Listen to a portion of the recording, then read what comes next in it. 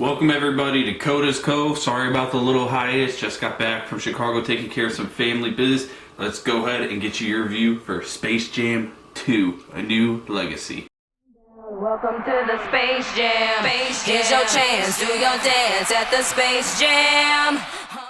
Now, Space Jam 2 just came out starring LeBron James, and let me just start off by first saying this.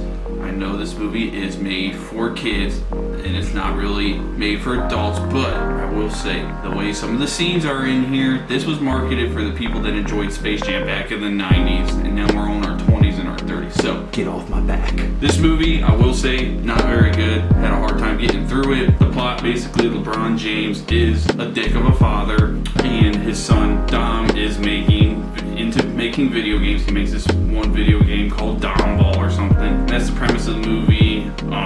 What's his name? I can't remember. Don Cheadle is the main villain in this. Algorithm, captures his son, makes LeBron play the Goon Squad, who is Don Cheadle's basketball team, and LeBron's got to go and get, the Tunes, get the old Tunes squad back together and play basketball one-on-one. They make fun of it. It's like, wow, this is really similar. There's a lot of like breaking the fourth wall moments between the Tunes, talking about the past movie. Lots of references to the original Space Jam in 1990. So for the people that say it's made for the kids, well, they do a lot of callbacks for the fans of the original, like I said, so you want to feel invested as an adult. But anyways, back to the plot, the opening sequence on LeBron's basketball court after he makes it big, he's a superstar, it's his own court at his house. Whew. The dialogue, folks, is so bad. LeBron is forcing lines, and I don't even think it's LeBron's fault, it's just the way that the script was written for this portion. I'll be honest, the way this scene played out, it feels very reminiscent of a 2K My Player career mode startup, like the opening scene with you on the court getting introduced to your main character, and it is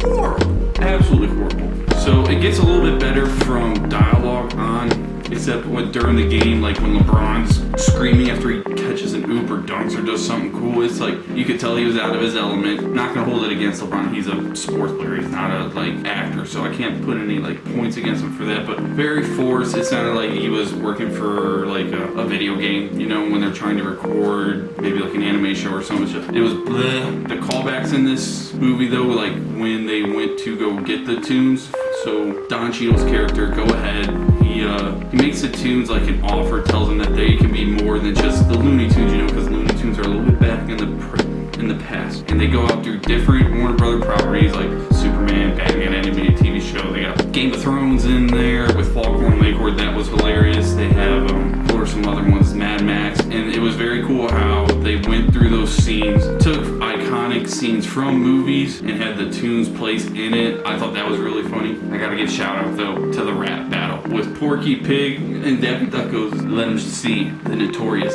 P.I.G. We rapping now? We rapping? Show 'em who you really are, notorious P.I.G.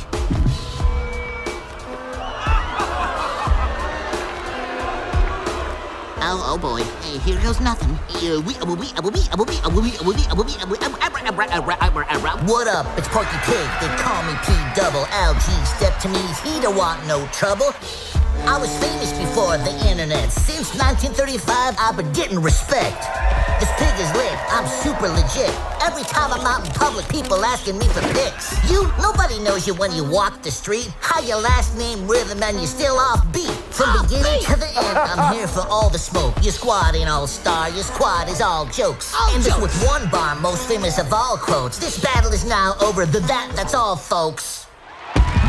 That was awesome. There was a few jokes that made me really laugh in it, but other than that, movie's not that good, I'll be honest. Even for kids, they might like the arcadey feel to the basketball game, but for me, what they messed up was Warner Brothers brought all their properties into this basketball game as fans, and for me, it was way too much of a distraction because I was trying to see who all is in the crowd. You got the Iron Giant, you got King Kong, you saw from the trailers, people from Clockwork Orange in there. If you're all telling me that this movie's catered to kids, why is Clockwork Orange being even referenced in this movie? Because I'm not even gonna get into the plot of Clockwork Orange. Not made for kids. So that's a bit distracting. And I also, another con for this movie, I just feel like this movie was way too long. I think it's like an hour 58 minutes right at the 2-hour mark, and they probably could have done away with maybe about 30 minutes. I think the original Space Jam was like an hour 30, an hour 25, something like that. But there was some of the build up, like getting the tunes that took too long, focusing on some of the character building between Dom when he's in the serververse with Don Cheadle. It wasn't very necessary, I thought. Other than that, kids are probably gonna like this movie. If you're an adult, this is one where you win your Parent of the Year award because you have to suffer to get through this. So, kids' perspective, I'll go ahead and give this movie like a B-. Adult perspective, I'm gonna say like a C-, D+.